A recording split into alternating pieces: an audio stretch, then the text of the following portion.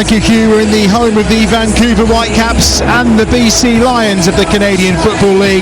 It was also the location of the opening and closing ceremonies at the 2010 Winter Olympics. And this could be the scene today where Canada secure top spot and qualification for the knockout stages of the World Cup for the very first time. At stake, the chance to come back here for the round of 32 and for the round of the 16 should they be successful. Whereas for Switzerland, if they want to top the group, they know they need to secure a victory. A point is enough for the Canadians. Here are the two sides. Kobel in goal for Switzerland, Rodriguez, Akanji, Elvedi and Jaquez across the back. Sau, Xhaka, Freuler in midfield, with Vargas behind Manzambi and Mbulo. Side that contains 4 changes from that victory against Bosnia and Herzegovina. All 4 of those came on as substitutes and performed well for Switzerland last time out. As for the Canadian side, Maxime Crépeau continues in goal. Johnson, Fougerolles, Cornelius, Larea make up the back 4. Buchanan is wide on the right-hand side, Ali Ahmed on the left, and it's a new central midfield pairing for them this evening. Chouanier and Saliba, of course, replacing Kone, of course, who picked up that broken leg. And Eustachio, who is amongst the substitutes. Up front, it's the deadly duo, Kyle Larin and Jonathan David. Between them, 74 international goals for Canada. They are 1 and 2 on the list of goal scorers. David very much ahead. Scored a hat-trick in that game against Qatar, of course.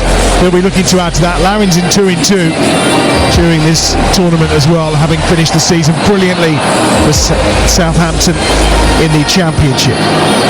Very hard to look around this stadium and kind of get a steer on how many Swiss supporters are in, given the clashing colours between these two.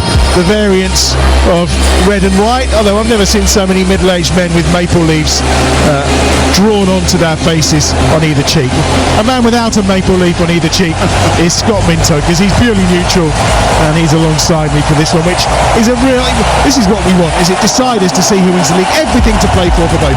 Absolutely, and I think it's been a bit of a slow burner for Switzerland, really. Obviously during that first game they weren't great in the first 70 minutes, substitutions were made and they made the difference, and there's no way we thought 5 goals would come in those last 20 minutes, but they did. The subs made the difference, and that's why they're starting here. Canada, they want to stay at home, they want to make a statement. This is the first group that's going to be finished after 3 games. Who's going to finish top?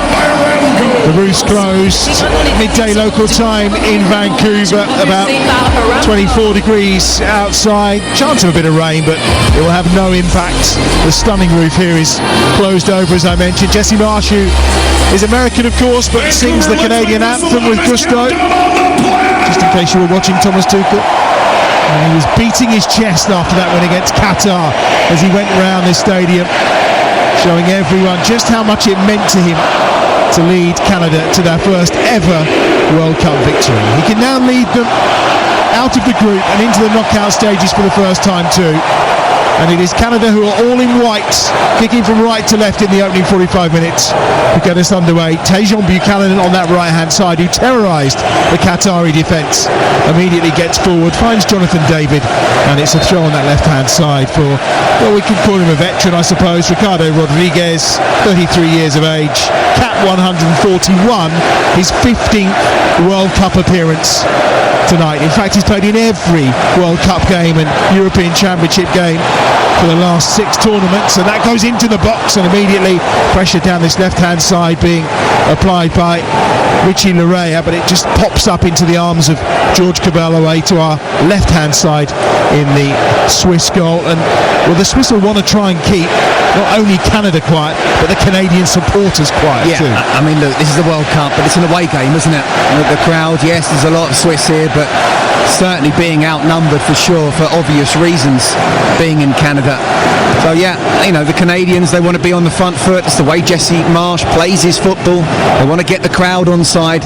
For Switzerland, they want to try and quieten them as quickly as possible. And if they can't get the first goal early, then at least just keep the ball and take the sting out of the situation.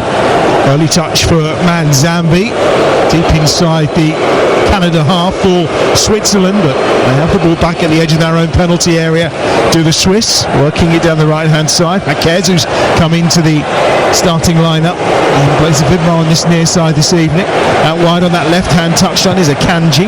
Tries to poke it forward to Ricardo Rodriguez, who does then just loop a ball into the Canadian half. That's a bit of a short back pass that forces Crépeau to come off his line and lumps a ball forward. The header one in the middle of the park that time by Ali Ahmed, and now down this left-hand side, Larrea will be closed down immediately on this near touchline by Sal, and there's a foul on halfway, and the first free kick of the game will go the way of Canada. The Canadian centre-half, Derek Cornelius there, just almost as if he didn't know that Brélin Boulo was behind him, and I'm thinking, you make sure that back pass reaches the keeper. It almost didn't, but it did in the end. Ali Ahmed goes to ground, wants the foul and gets the foul. The challenge from Luca Jaquez on this near side is penalised, and it's a free kick right by the corner flag for Canada in the early stages, and an early opportunity to try and put some pressure on this Swiss back line. He's just pushed him over, and clearly you can tell that he may be worried about Ahmed's pace, but you can't just literally run and then push someone in the back over. So great opportunity, set piece, is a bit like a corner, 3 or 4 yards further in, and let's see how good they'll be. Ali Ahmed got his first World Cup start against Qatar. He was on all the set pieces, having come into the starting 11. Probably no great surprise, but on this near side, he's going to look to deliver this ball in again. It is better than a corner. In fact, he's not going to swing this ball in. It's right-footed towards the edge of the 6-yard area. The delivery that time from Chouanière, who seems to have taken over responsibility for those set-piece deliveries, because that's nodded into touch on this near side, and it's easily cleared by Switzerland, who have the throw. They're all in red, as we mentioned, in terms of the kit line-up today. Freuler, another one of those experienced midfielders for Switzerland. 91st cap for Freuler today, as the ball's poked down this right-hand touchline for Djibril Sow to chase after. But the referee pulls play back. It was the challenge on Quez that's been penalised, and it's going to be a free kick for Switzerland, 5 or 6 yards inside the Canadian half. Yeah, we touched on the experience of the Swiss, and none more experienced than the midfield they've got in there. Granit Xhaka and Remo Freuler 34, Granit Xhaka 33. You talked about Rodriguez at left back, he's 33, with well over 100 caps, and we've all got them. So that's a ball that's played in, and Ali Johnson has gone for a header to try and guide it back to his goalkeeper. He's conceded a corner. Maybe that's the lack of experience there. It's simple. He could have left it, he could have got the shout, but if he doesn't get the shout, he's got to try and get something on it. And now it's Switzerland's opportunity to try and get a set piece in. The booing coming from the Canadian supporters.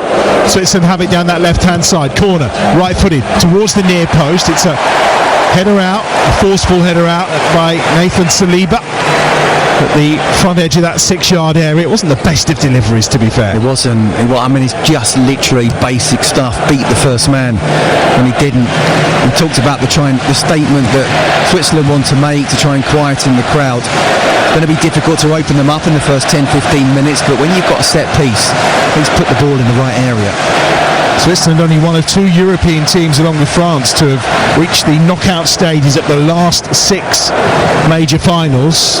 In the World Cup, they struggled to get beyond the round of 16. They have a terrific record, 13th World Cup, qualified for the last 6 tournaments. To go back to that World Cup in France and in Japan and South Korea, so that was 98-2002, before they last had consecutive failures to qualify. On the attack down the right-hand side is Luca Jaquez again, in towards the edge of the penalty area, but it's defended well, and Jaquez in the end just puts it into touch, and it'll be a throw down this left-hand side for Canada, and it'll be taken by Richie Larrea, level with the edge of his own penalty area.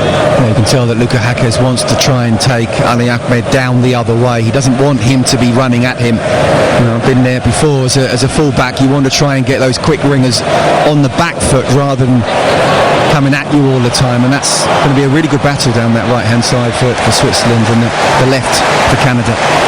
Tejon Buchanan down that right-hand side wanted a handball against Ricardo Rodriguez, waved away by the referee. Chronier in the middle of the park whips the ball forward towards Jonathan David, who goes down. Immediately the crowd baying for a free kick as their star man hits the deck.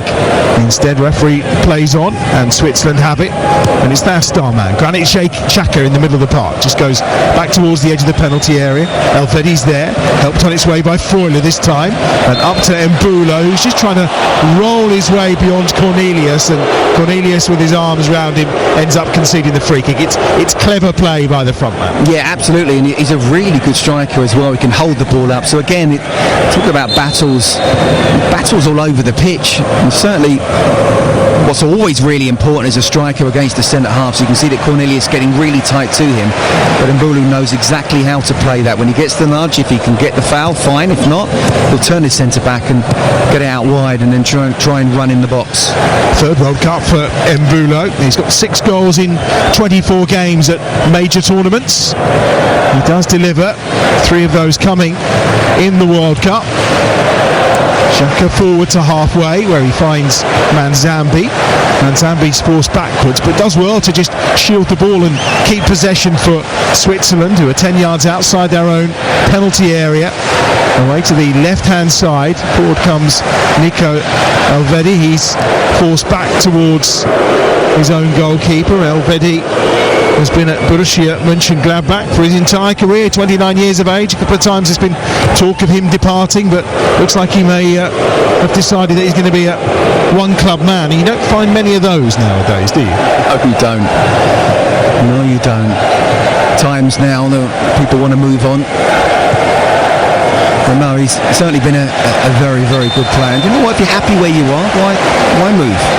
He's another one who's at his 3rd World Cup. He lost his place in this Swiss side actually in Euro 2024, but he's back in favour again now with Murat Yakin, who started the only previous meeting between these two sides. It was in St Gallen in 2002 in a friendly, Canada winning 3-1 that day. Thomas Radzinski scoring twice, the old Everton striker, wasn't he? Hit the target a couple of times on that occasion. It's the only previous meeting, never met in a major tournament, these two, as has been the case for quite a few of these matchups we've seen so far in World Cup 2026. Almost 9 minutes played. You're listening to Talk Sport. Reminder right now over on Talk Sport 2 is the other game in this group, Qatar and Bosnia and Herzegovina. And reminder, Scotland coming up live from the build-up will start from 10 o'clock once we're done in Vancouver. Brazil, the opponents, while over on TalkSport 2 will be Morocco against Haiti. Switzerland have possession. 0-0 it remains. Wide out on that left-hand side.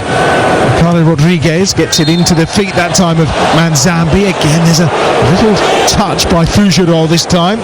And the referee very hot on it. He's a little whistle happy so far. He's from Brazil, so not following the lead as some of the other officials we've seen through this World Cup who are happy to let a bit of contact go.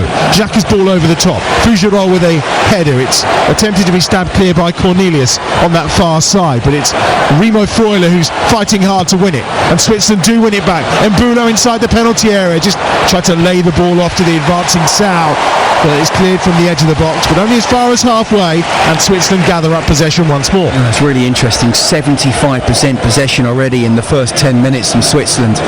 So again, we talked about how trying to quieten the crowd. They haven't created a chance as yet, but still they're keeping the ball, they're dictating the tempo in the way that they want to as well. Really good forward play from Mbulo in terms of holding Cornelius off. Oh, here's Mbulo now inside the penalty area, chance to finish straight at the keeper. Clépeau makes the save, and the follow-up coming in from Manzambi is blocked by the chest of Fougerolles, and it's a real let-off for Canada. Mbulo should have done better. He should have found the back of the net. First major chance, and it's a wonderful chance as well for Switzerland. And it's a dream opportunity for a striker that can find himself almost in a one-on-one situation The two centre-halves are too wide apart. His first touch is brilliant, absolutely brilliant, and that second touch, he should be just side-footing it one way or the other, and in the end he's hit it straight at the keeper. Krupo does well by coming out and making himself big, but he's got straight at the keeper. It's a wonderful opportunity to go 1-0 up. It's been a really good start in terms of creating that tempo in the way that they want to, quieting the crowd, having the possession. I mentioned about they haven't had that chance. Well, he won't have many better chances this evening.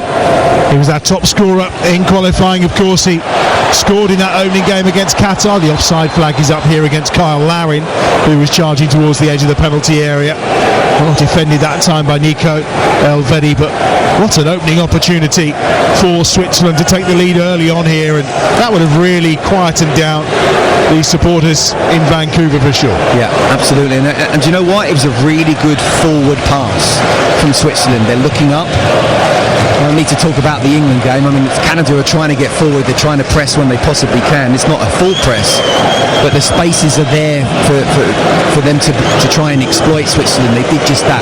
It was a wonderful first touch from Bulo, giving him the opportunity to have that one-on-one, but yeah, he'll be kicking himself that he hit it straight at the keeper. It remains 0-0 in the other game between Bosnia and Herzegovina and Qatar. That's live on TalkSport 2 right now. 12 minutes played. Switzerland 0, Canada 0. The advantage of staying in Vancouver, well, they've won the last 5 games that they've played here, Canada. 23 goals they've scored in the process, conceding just the 2. Very much a fortress for them in international football. And of course, if they finish top of the group, their round of 32 and potentially round of 16 game will take place here in this stadium. Referee says play on. Larin's offside again here, surely by about 3 or 4 yards. He's going to round the keeper, try to put it in. Cabell does well to push him wide. There's still no flag from the assistant. Here's a chance, shot driven in by Saliba, who had the first touch, and still no flag. And I'm not sure why, because he looked at least a yard or 2 offside. Certainly did in real time. I mean, I'm waiting for the replay to see whether he was or not, and obviously it would have been. VAR would have got involved if it was a wrong decision. It just felt like it was one of those where the referee's assistant will wait to see what would happen, and in the end nothing did happen, so it's almost just play on. I mean, they're communicating at the moment, the referee and the referee's assistant, so probably saying, was it? Well, they played the advantage, and at the time he went, unless there is someone tucked away on either corner, that one of the fullbacks, I think Avegi has given the offside, and it is a free kick. I think the frustration was coming from Switzerland and say it was pretty obvious. Why didn't you do it sooner? Well, the frustration's coming from me as well, because they've given one replay, FIFA, and it's from behind the goal. How can you tell what he's offside? Give us a chance. Yeah, not much use at all. On that right-hand side, Nathan Saliba scored that terrific free kick against Qatar after he came on to replace Kone after his broken leg. That ball's lumped through towards the chasing Mbulo, and it's gathered up by Maxime Crepeau away to our right-hand side in the Canadian goal. It's another foul. It's been a bitty opening 14 minutes here on TalkSport. It remains 0-0. It's still 0-0 between Bosnia and Herzegovina and Qatar, so it's as you were as things stand for the top 2. Canada will be group winners. Switzerland will sit in second spot, and Bosnia and Herzegovina would be third. They would, of course, only have 2 points, so that would be a great result for Scotland if it stayed like that, who are in action later this evening. Almost quarter of an hour gone. Here's the thoughts of Scott Minter. Yeah, do you know what? It has been a bit bitty, but that's really come from Canada. In terms of Switzerland, they've been more than happy with how this game has gone. You asked me, and you said about trying to quieten this crowd, and they've done that really well. I think it did look like it was offside. That's been their only chance so far. Nico Elvedi's ball forward. Richie Larea, who plays his football in Toronto, got there first and then was fouled by Luca Jaquez on this near side. And the assistant giving that free kick, and already Jesse Marsh is passionately in his technical area with instructions to his team. It really was an emotional evening here against Qatar. There were tears from the players, there were tears from Jesse Marsh, and then you saw the celebrations that came after with that stunning victory, their first ever in a World Cup game. It was at the 8th attempt, of course, and it's what set them up to get out this group and into the knockout stages. There's a throw down the left-hand side for Canada, just in front of the Swiss dugout. Murat Yakin very kindly just giving the ball to Larrea, who takes the throw, and he'll get another chance to find Ali Ahmed down this left-hand side as an option. Plenty of movement here from Canada. Oh, Ahmed sneaked inside the penalty area, didn't quite make its way to him, helped on its way into the box by Chouanier. And now a chance for a counter maybe for Switzerland. They get the ball out under their feet, and Bulo has managed to do that, and he's now put it away down this right-hand side, chases on. Manzambi after it. Manzambi inside the penalty area, goes down under the challenge from Larrea. And the referee says no penalty, and it's a goal kick away to our right-hand side for Canada. Well, first of all, it was a good sprint, wasn't it? And you could feel that Manzambi he just got there first, but he was really struggling, and then he tried to put his body against the defender. Larrea, I really like as a left back, actually. I think he gets forward when he possibly can. He's got a good left foot. He just puts a slight nudge, but no way is it enough. He goes down and tries to win a penalty. No chance. Well, there was certainly no attempt to play the ball, but you're right, there wasn't too much of a nudge. Mbolo tries to get a shot away, and Crépeau will just gather that quite comfortably. Down this left-hand side, it's Ali Ahmed, who will just turn deep inside his own half. Still got the ball at his feet. I'm sure Jesse Marsch wants him to do something with it, which he does in the end. He finds Cornelius up towards halfway. And there's Larrea, who was further forward. His pass to Kyle Larin was a bit loose, easily intercepted. They do get it back, and Ahmed will go infield. Saliba on the charge, and Bulo closes him down quickly. Is there a foul in the middle? The referee says yes, there is, and it's a free kick to Canada just outside the centre circle. But you know what? It's good pressing from both these sides. They're not always on the full press in the final third, but once they start to go, you can see that there's a trigger there, and they're trying to follow him, and Switzerland were just trying to win the ball. It was a foul in the end, but on another time they might have just nicked the ball and been on the counter-attack themselves. 18 minutes played on Talk Sport. Switzerland 0, Canada 0 in Vancouver. Still 0-0 in the other game in this group as well. There's a foul on Tejon Buchanan on that far side from Ricardo Rodriguez, who will not get a card but will get a talking to. And I think he's saying, look, the rest of your team, foul there, no more. Got to be careful. Was it 140 caps he's got now? He certainly has. He's got to use every inch of that experience to, play on the edge, but not make too many tackles. He won't want to get that early yellow card. Adam, I've been there once or twice with that early yellow. You don't want it as a fullback, especially if you've got a quick winger up against you. Made his debut back in 2011 with Ricardo Rodriguez. It's cut 1-4-1 tonight. Spanish father, Chilean mother. They're on their feet around the stadium, and it's the Canadian supporters as they prepare to take this free kick, as they try and will that team towards the Swiss goal. It's in early, a chance for Larin, he can't quite get there, and it finds its way through to George Cabell away to our left-hand side in the Swiss goal.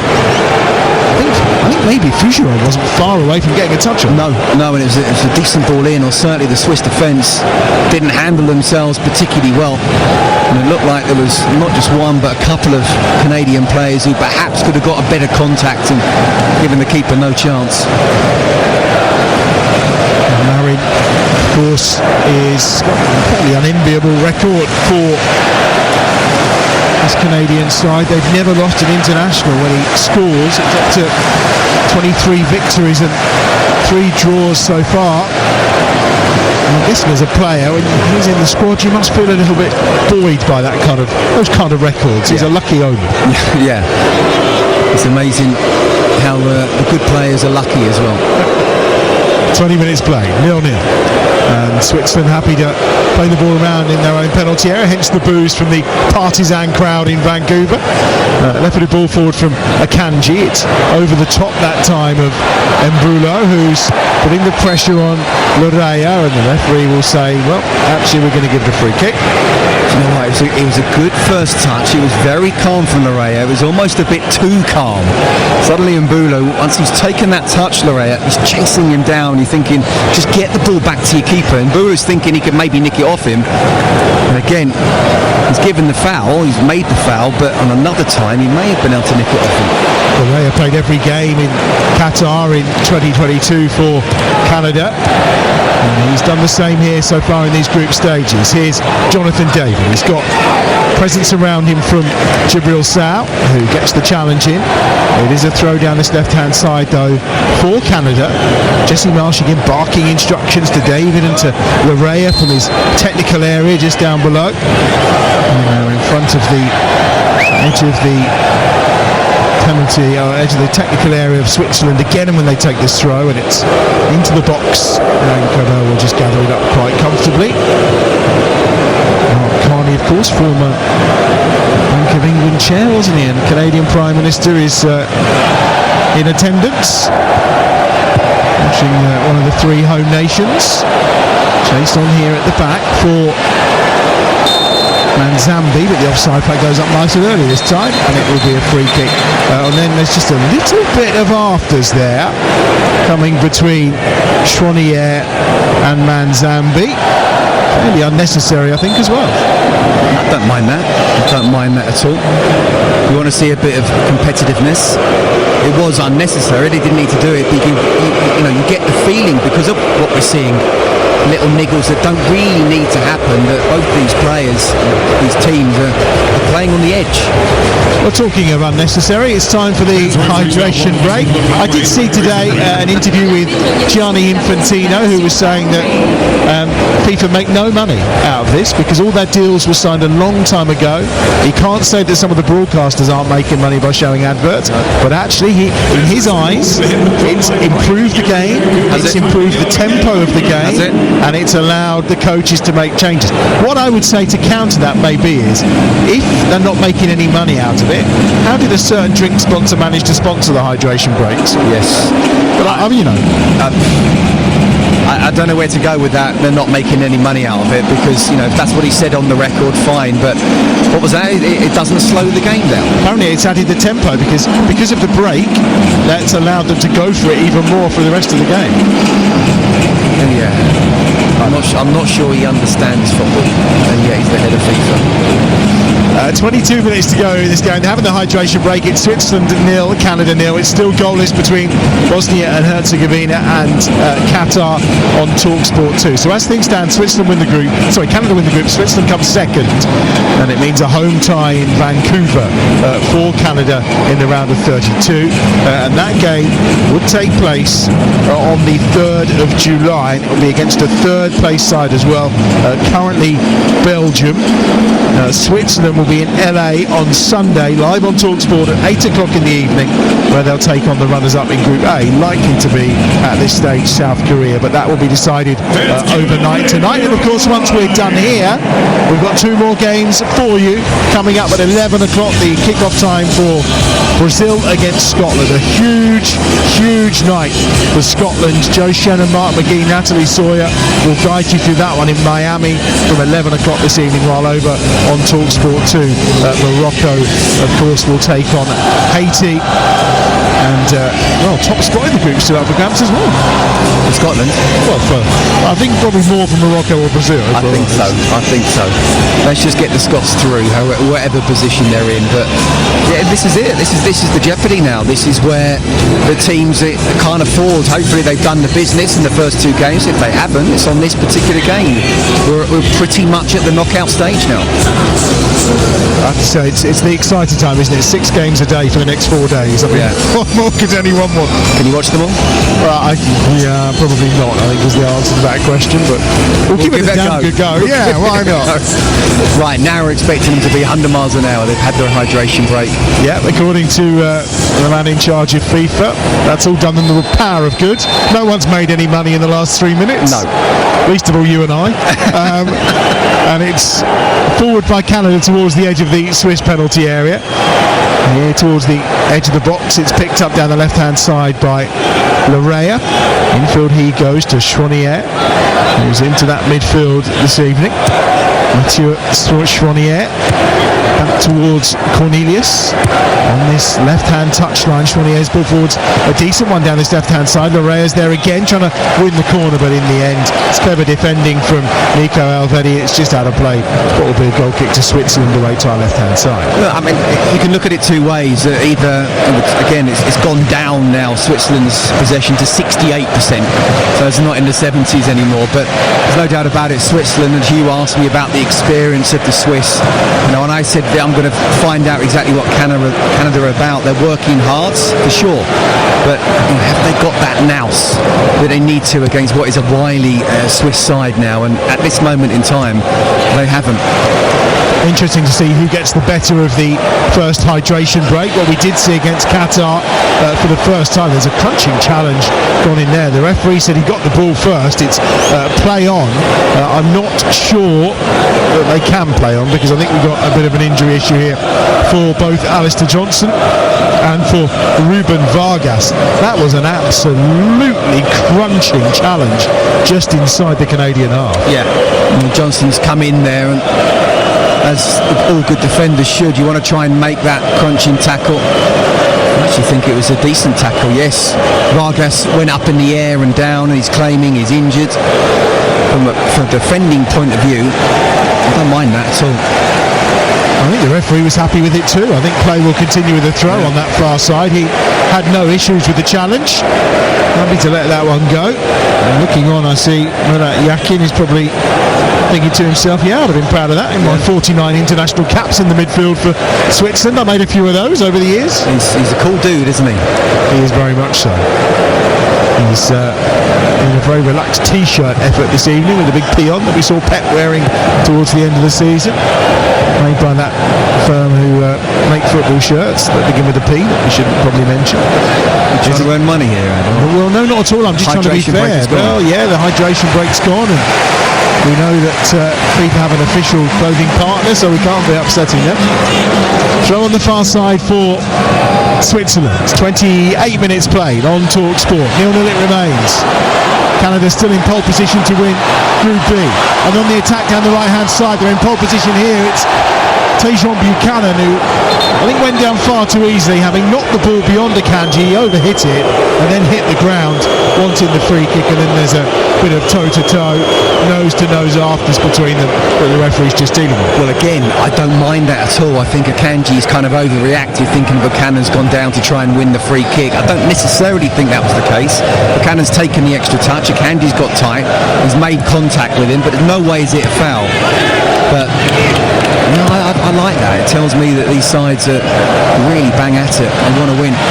It's a raking ball from the right back position by Luca Haquez to the far side. He was just trying to pick out the run that had been made by Ruben Vargas on that far side, but it was intercepted by Ali Johnson, who's up and about and fine after that crunching tackle on Vargas a few moments ago. Switzerland have it inside their own half, as they have for the majority of the opening 29 minutes in Vancouver.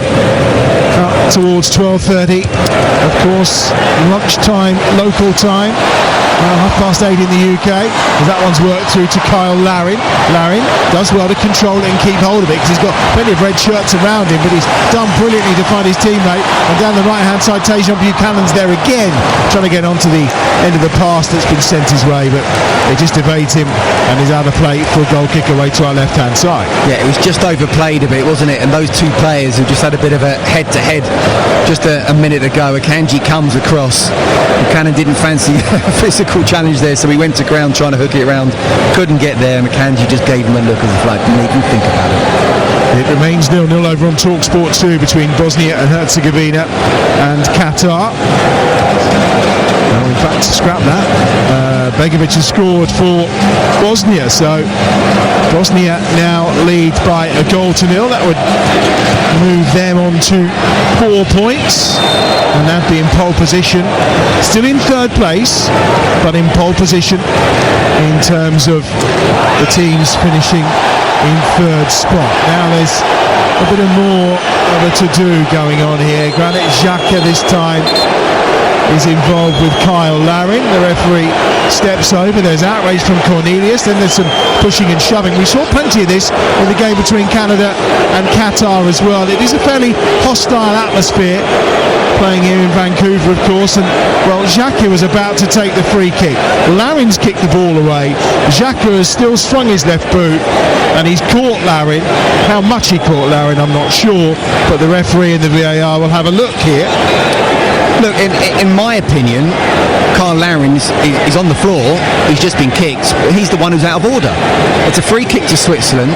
Granit Xhaka's running up to take it, and because he's so close, he's just nicked it away as Xhaka's about to just have his back foot or go backwards, and then he's followed through. I'm not sure the referee. Well, it looks like he's going to give a yellow card to both. He is. Xhaka goes in the book, Larin goes in the book too. I think Xhaka's feeling a little bit hard done by. Well, he does make some contact with the shin of Larin, but it's not excessive. No, he does, but if the ball was still there, he would have made contact with the ball. And Larin, it's a free kick, he should be 10 yards away, he should move out the way. So although he's on the ground, he's just been kicked. I think that's harsh on Granit Xhaka, to be honest. Both go into the book. First bookings of the tournament. Of course, yellow cards wiped out at the end of the group stages, so we'll reset the counter back to 0 for anyone who's in danger today, potentially missing games. Ali Johnson, Fougereau and Cornelius are all carrying yellow cards into this game as well. Already carrying one for Switzerland too. Here come Canada. Jonathan David now, over halfway. Larin's made a decent run through the middle. Larin's onside this time, onto his left foot, waits to get it onto his right, and then just tries to open his right foot and bend it into the bottom corner. And he forces the save from George Cabell. Excellent attack from Canada, probably their best of the game. Yeah, best of the game so far.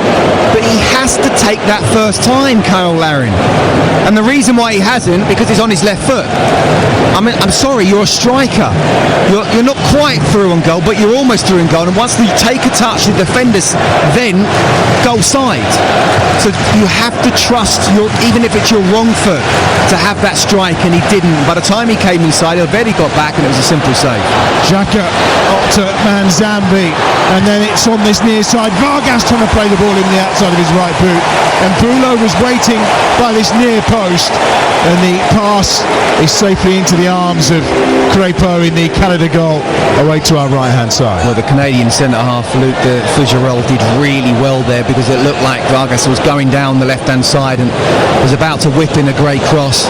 He came across, was able to get a bit of a deflection that went straight to the keeper. And this is the type of game that I was expecting really now. It started to open up a bit more. Up until now, it's been Switzerland in control. This is how we're going to play. We're dictating it. We're not going to give you too much. But Canada just coming back into it now. I was going to say, both teams have just opened up the other with one pass, haven't they? Absolutely. Which we wouldn't have seen early on. Akanji's forced backwards here to Cabell, who will just play the ball out to this near side. Elvedi's there, very calm, cool, just keep possession of the ball, finds Haquez, who goes up towards halfway. Fougereau is there, the Fulham centre half. On it goes down this left-hand touchline to Larin, who pops it back infield towards David, but Larin was offside, and it will be a free kick for Switzerland. Again, they're looking to take it quickly, but Canada prevent them. Yeah, we're just watching back that possible opportunity for Switzerland, and then also for Canada. And, we want the game to open up a little bit. I'm sure it will in the second half. The question is, as it stands, Canada are leading the group. How much does Switzerland want to win this game? They are. They're both on 5 points as things stand, with it being 1-1. Bosnia and Herzegovina right now on 4 and going top of the third place table. And remember, there are 8 spots available for the teams that finish in third. The top 8 will qualify for the round of 32. Scotland dropping down a place, with Bosnia and Herzegovina moving above Sweden on that table, but it will all change in the coming days as these final fixtures play out, that's for sure. 6 of them every single day for the next 4 days, and don't forget, we have got Scotland coming for you against Brazil, live from Miami. 11 o'clock kickoff tonight here on Talk Sport. I feel a little bad. I mentioned obviously Natalie Sawyer who will be in the chair for that one, Joe Shannon and Mark McGee as well. I forgot about Shabana, who will be by the pitch side. She'll be down amongst the Scots. How can you forget about Shaban? Did you see her today? She dived in the pool with her clothes on. I heard about it, I didn't see it. You can see it on the TalkSport socials, or on the website talksport.com, of course. That's into the penalty area this time, and Bulo goes down. Well, he was certainly being manhandled a little there by Fougerolles. Whether it was enough to send him to the floor and for the referee and the VAR to have a look at this, I don't know, Scott Minto. What do you think? Well, look, I think it's one of the typical balls that goes in. I mean, he does actually have hold of his shirt, the Fougerolles, but I don't think that's enough for him to go down. Again, it's not just about contact, it's about, is there enough contact to bring him down, and I don't think there was. Sultan Al-Break has got contact on the ball. He's into his own net, actually, so it's Bosnia and Herzegovina 2, Qatar 0 in the game taking place in Seattle. And there's a free kick. Again, it's Mbulo who's gone down. Lareo is penalised, and he's the one who's holding his head to the ground, bashing the floor. So Bosnia are going to get themselves in a very healthy position to get a place in the knockout stages of this World Cup. 2 up against Qatar, 0-0 here, so it remains Switzerland in second, Canada in first. Of course, if Canada to win and Bosnia's head-to-head is worse than Switzerland, of course, so Bosnia can't get to second spot in that respect. I mean, they could if they had a really big win against Qatar and Switzerland were to beat Canada. There's a potential for Canada to only end up third, maybe. Do you know what? I think it's just ridiculous. It goes to head-to-head. It should just be goal difference. I mean, why complicate things?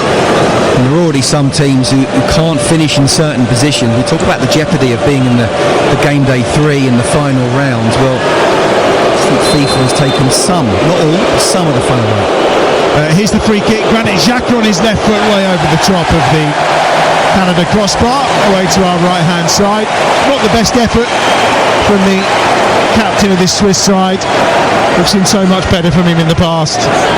Cap 149 tonight. So the round of 32 tie will bring up the 150 for Granit Xhaka. Unbelievable that, isn't it? How many appearances have you made with TalkSport? Not that many, I don't think. Again, he's another one of those who made his debut back in 2011 against England. And what was he then? So 2011, 15 years ago. So he was only 18 at the time. Got thrown into the deep end against England, I think, from what I recall. Do you know what? I reckon he's got another 3 years left. Well, if he's Cristiano Ronaldo, he's got another 8 years to go. A decade. To be fair, yeah. Down the right-hand side, here comes Manzambi. He's got 2 chasing after him, and the Fougerolles done a really good job there. Tracked him all the way, and then in the end, stood in with a challenge to put the ball out for a throw. Level with the edge of the Canada penalty area down the right-hand side, which is taken fairly quickly by Granit Xhaka. We are 6.5 minutes away from half-time. On TalkSport, it's Switzerland 0, Canada 0. On TalkSport 2, it's Bosnia and Herzegovina 2, Qatar 0. First of many double-headers coming over the next few days. Well worth getting yourself the TalkSport app so you can flick between games very easily. It's a central part of your life, I'm telling you. Get those headphones in and away you go. Foul here on Ali Ahmed on this near side, midway inside the Swiss half, and Canada just sort of lost their way for the last 5 or 6 minutes. Switzerland very much having the better of it. Yeah, look, I think they've had the better really of the whole half, apart from that sort of one opportunity for Karl Larin. You know, Switzerland, it's not as if they always play with a high line, but there was that one where Larin was just offside. He was offside. Apart from that, I think they've not really created too much. They're giving it all, they're trying their best, but they're not able to really create too much. So again, if things are really tight, set piece is so important. So what can they do with this free kick? Let's see, Chonier's ball in, is cleared away quite comfortably. Breaks at the edge of the penalty area to Ali Ahmed, and the shot comes in from Johnson at the right-hand side of the D, and he fires it over the top of the crossbar. Worth saying, the front 2 for Canada have the fewest touches in the game so far, Larin 2 and David 5. I mean, that probably says it all, really. Absolutely, that tells us everything about how the game has gone, really. The game has been controlled by Switzerland, and more often than not as well, it's either been in the middle third or the Canada's where they're defending. So I think they want to try and get the ball a little bit further forward and get their two strikers, who are, you know, decent enough players, get them a little bit more involved. 5 to go to half-time. Switzerland 0, Canada 0. Taken down on that far side by Tajon Buchanan, infield to Johnson. Here's David at the edge of the penalty area. On his left foot, tees that one out, right-footed shot from Ali Ahmed. He never really got hold of it. It forced the save from Cabello down to his right-hand side, but it just lacked the power and the direction. Everything opened up for him there. Yeah, it lacked the power, the direction, the conviction as well. I feel like he never really believed he was going to score there as the ball came to him. Not always the easiest, as it's coming, you know, especially if you're predominantly right-footed and you're playing on the left, you've got to try and time it absolutely perfectly when you hit the ball, but he's got to do better than that, or take that touch and whack it with your left foot. But we're not seeing many people strike it with their wrong foot.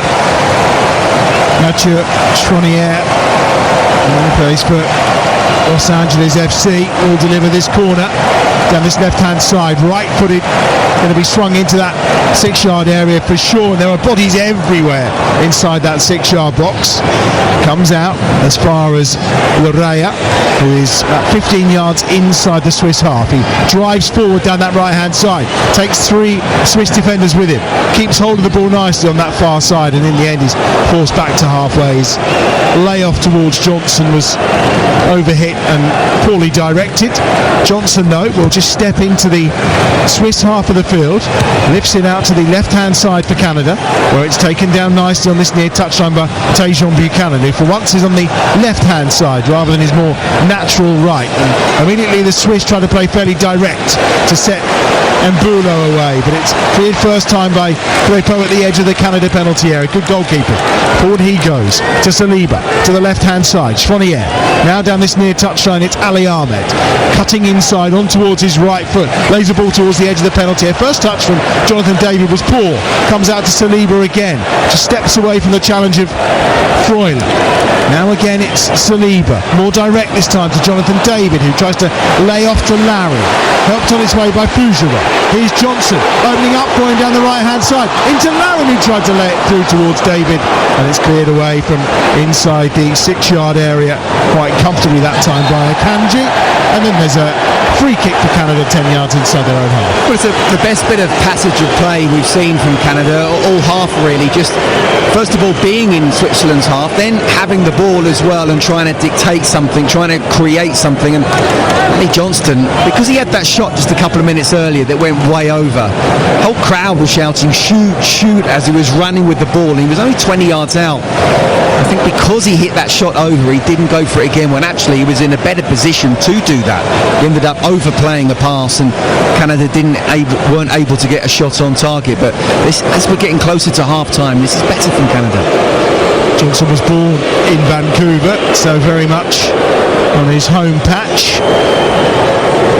But at the moment, Qatar have pulled one back now. It's Bosnia and Herzegovina 2, Qatar 1. It's raining goals in Seattle as Qatar get themselves back in the game. Here come Canada, having the best spell of the game, really. Jonathan David, edge of the box on his left foot, fires the shot well wide of the right-hand post.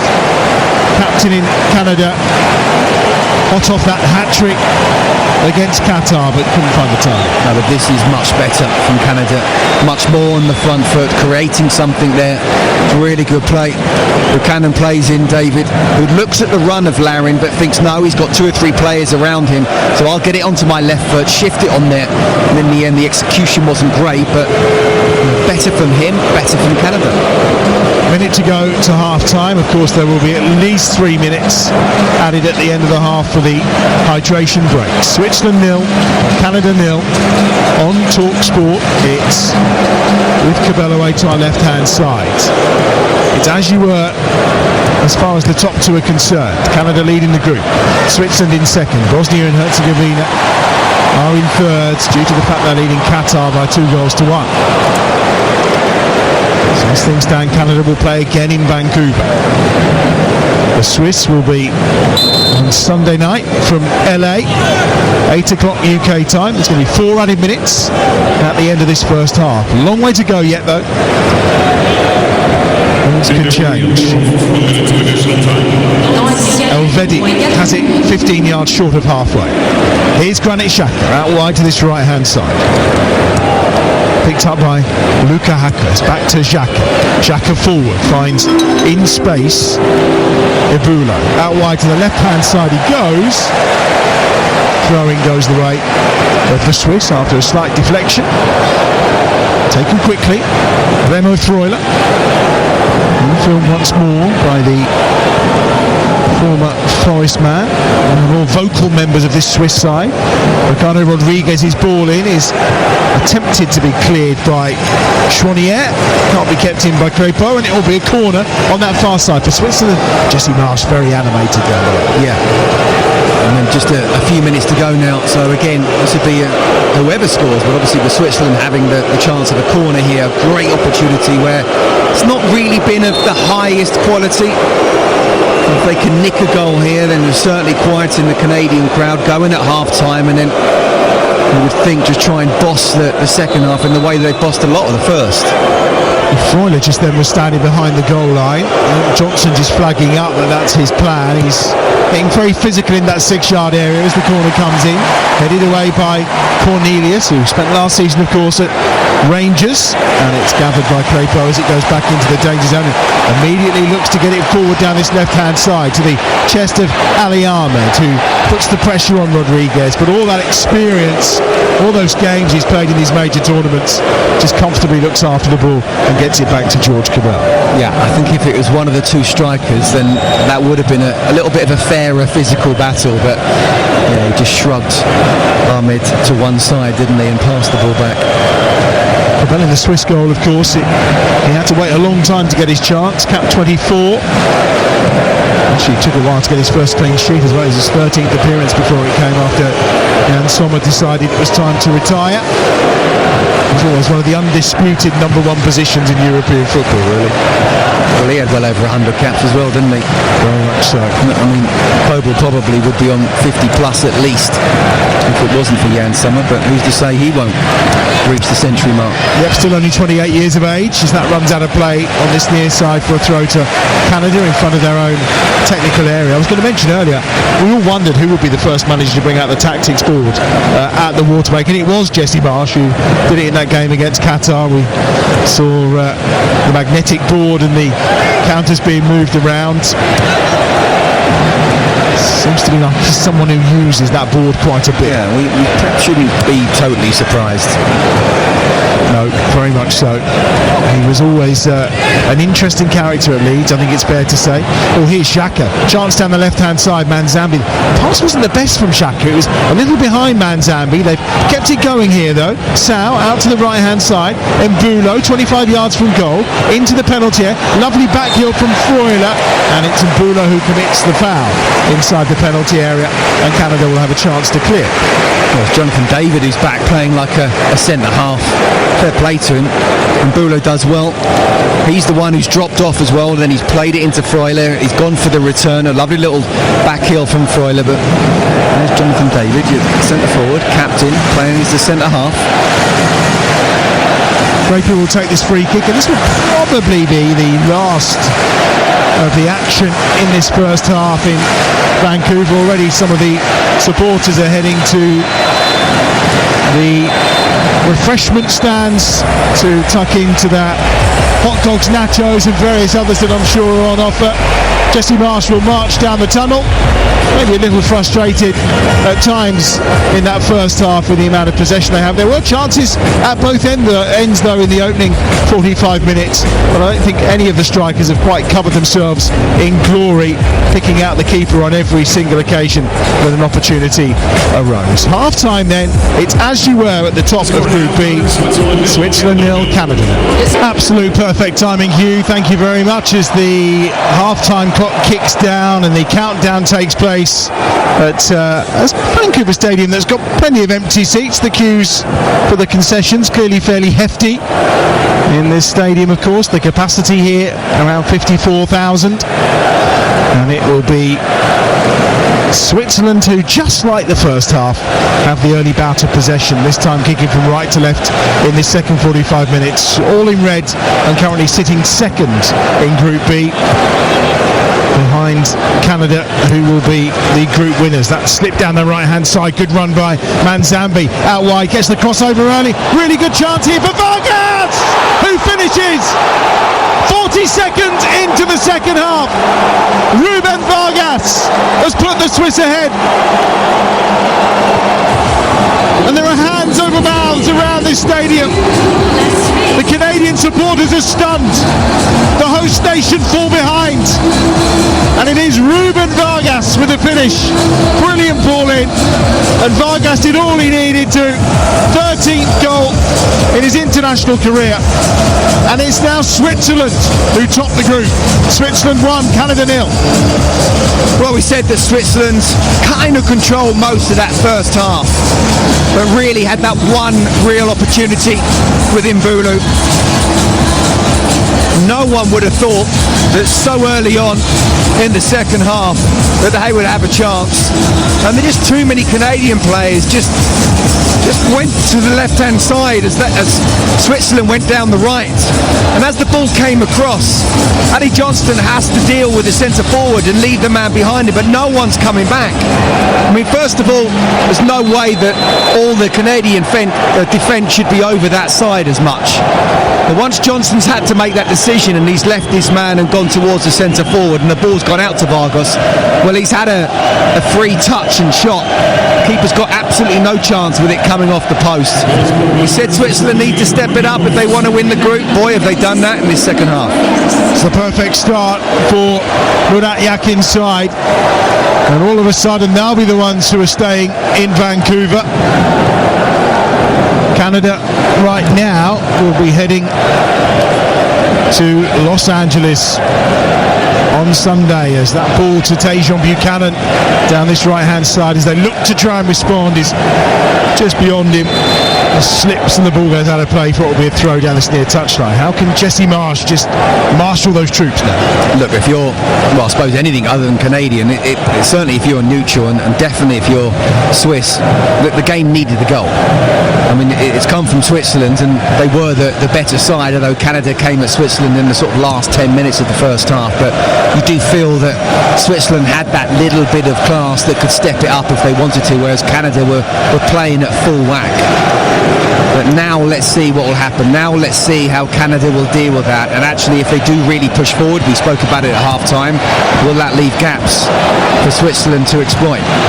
Canada unbeaten in their last 9 games. They've been on a good run of form. The last defeat they had was against Australia. That was back in October last year.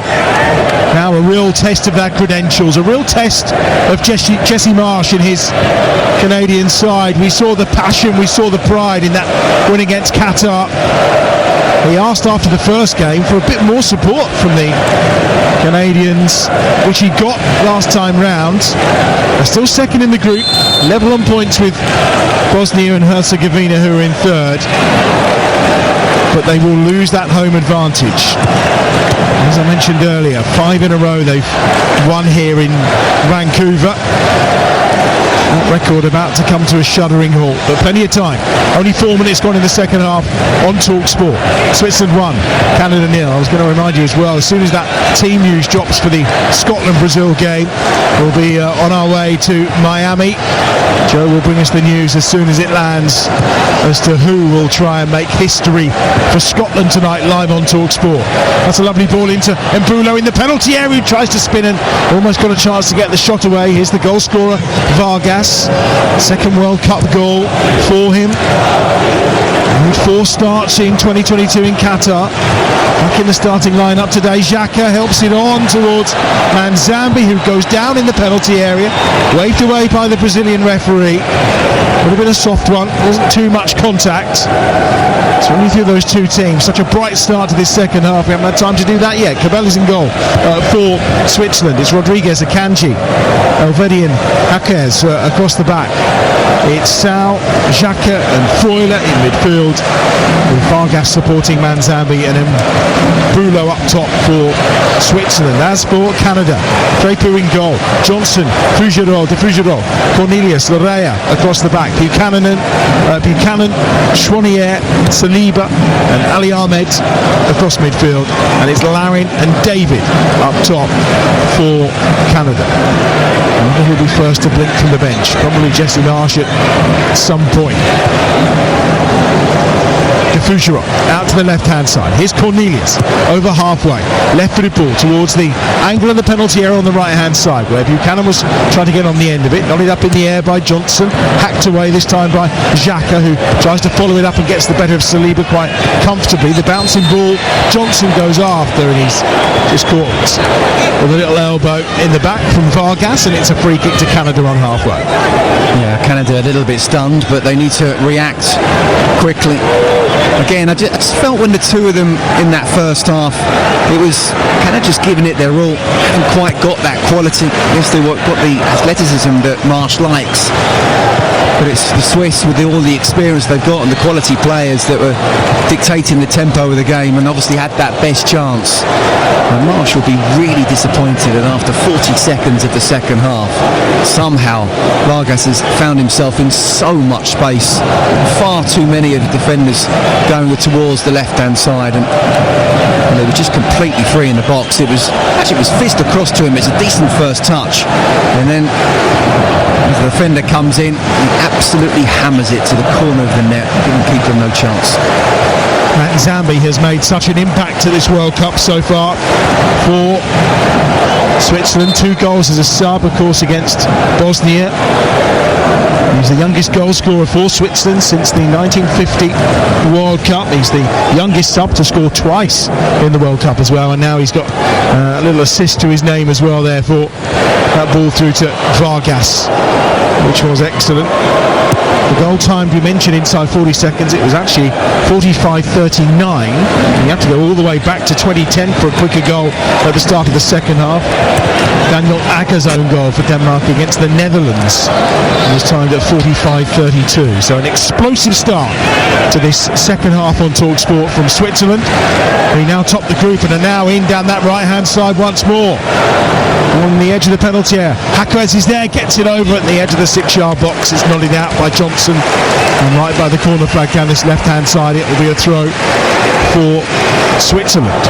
Yeah, you get the feeling of Switzerland get that second goal, and Canada just won't be able to come back into this game at all. And Switzerland very much on top at the moment, territorially, possession wise, and they get the second. Well, it would take an awful lot for Canada to fall out of second spot. Bosnia and Herzegovina, of course, are ahead against Qatar, but those 6 goals that were scored by Canada against Qatar stand them in good stead to make sure they finish in the top 2. It was a good win in more than one way, wasn't it? The first win in the World Cup, but also such a convincing win that means that if it does go to goal difference, and of course they drew against Bosnia, so no head-to-head there, but you never know what will happen in the second half with Bosnia. But it was quite handy that Switzerland gave Bosnia a thumping as well. That also helped Canada's cause, that's for sure.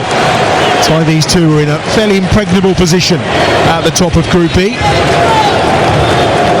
We've had 9 minutes of the second half on TalkSport. Switzerland 1, Canada 0. The countdown clock is ticking to Scotland against Brazil. I think it's been ticking on that game ever since the draw was made. But it's getting closer, an hour and 45 minutes or so away from kickoff. The team news probably about 25 minutes or so away. And we'll bring it to you immediately with Joe, who's in Miami. And then don't forget Morocco against Haiti. That game live on TalkSport 2 Also kicking off at 11 o'clock this evening, and we've got a couple more for you during the night. Czechia against Mexico and South Korea against South Africa as well. Both games are live across the TalkSport network. Just make sure you've got that app downloaded. It will come in handy in the coming days for sure. Remember, all 104 games at this World Cup, the only place you can hear them on the radio is across the TalkSport network. Again, running done by Manzambi, but legally, according to the referee, he's got the better of Cornelius, but the assistant on that far side flagged immediately, and here come Canada again. Not really seen an all-action response to the goal, just very measured. Well, I think it's because I don't think they're capable of it. You know, as I say, I think they're playing in fourth gear as much as they can, unless they just literally knock it forward with a long ball up to the front two, which is, you know, not really Marsh's style. And I think the two centre halves of Switzerland's Akanji and Elvedi would be quite happy with that, to be honest. We'll be reaching the knockout stages for a fourth World Cup in a row here. Will be Switzerland. The only other three teams to do that: France, Argentina and Brazil. That's the kind of company Switzerland keep when it comes to these major tournaments. Here's a ball in, looking for Larin. It's just over the top of him. Well, he was too busy fighting away with Akanji. The pair of them were tussling as that ball was floated across so invitingly, but he just couldn't get on the end of it. Right, so unless they go longer, they have to go wide. And once you go wide, and if you can get a one-on-one situation, which it wasn't really there, he came back onto his right foot, Ahmed, and whipped the ball to the far post, then you can create havoc. They're not doing that enough. Talking of havoc, here's Mbulo at the edge of the penalty area, just holds the ball up, spins it to the right hand side. No, it's gone under the keeper. Manzambi scores again for Switzerland. And it's the Swiss who are celebrating in Vancouver. And it's that man, Manzambi, with his third goal of this World Cup, who silences this Vancouver crowd. And Maxime Crépeau won't want to see that again. It's a hard-driven shot, but he should have stopped it. He didn't stop it. And Switzerland look like they're going to win Group B. Switzerland 2, Canada 0. Yeah, I think they've been the better side really overall. When we said about if they can get the second goal, can't see Canada coming back. Jesse Marsh will have to do something drastic now, and it's just a simple ball over the top that's creating havoc. This brilliant centre-forward play from Breel Mbulo, because he shrugs off one centre-half, and as the other one looks like he's going to get the ball, he just nicks it round him for Manzambi to come in.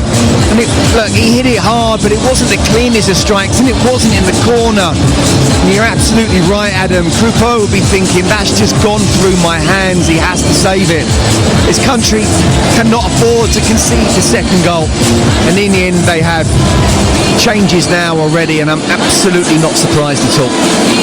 Yeah, there's a couple of changes for Canada, very much required as well. Liam Miller is one of the players that's coming on to see if he can try and turn this round, and we're also going to see the introduction on the far side. Another one of the wide players coming on will be Oluwaseyi. So we'll confirm the two players that have departed in a couple of moments' time. In fact, it's a triple sub. Larin's gone off too.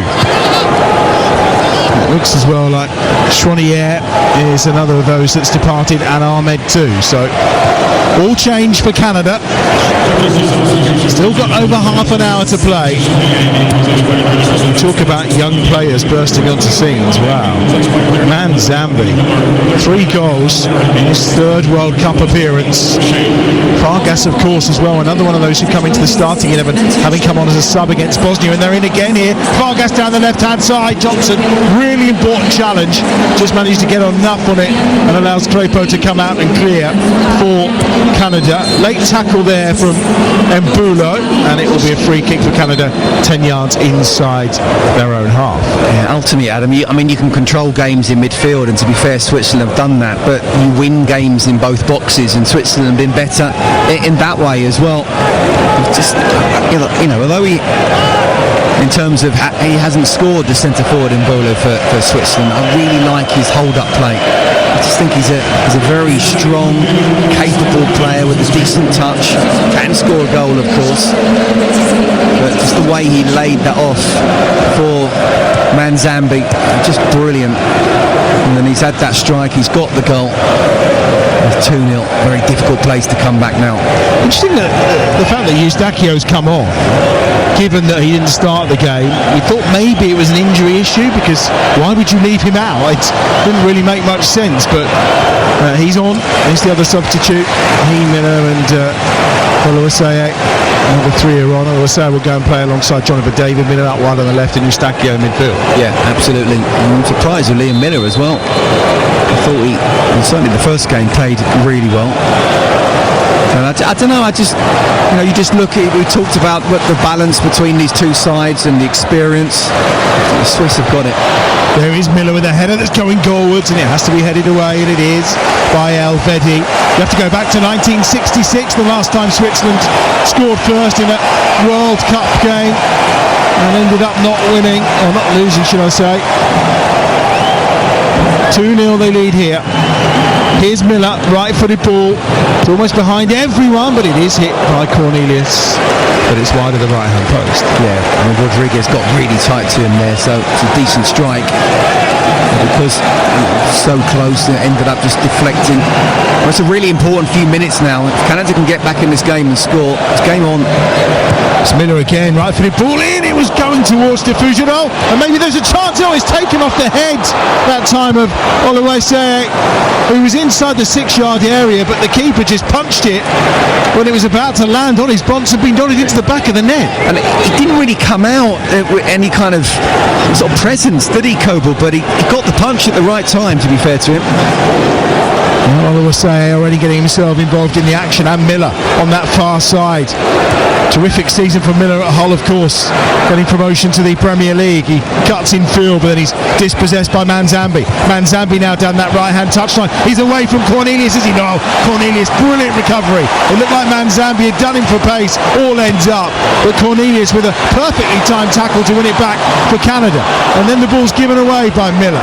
Picked up by Sal, Jibril Sal, who just grabs it 10 yards inside his own half and then just slows things down again for Switzerland back with Akanji. I mean, Switzerland have been very good, haven't they? You have to say, over the whole game. You know, playing in Canada against this Canadian side. Canada top of the group.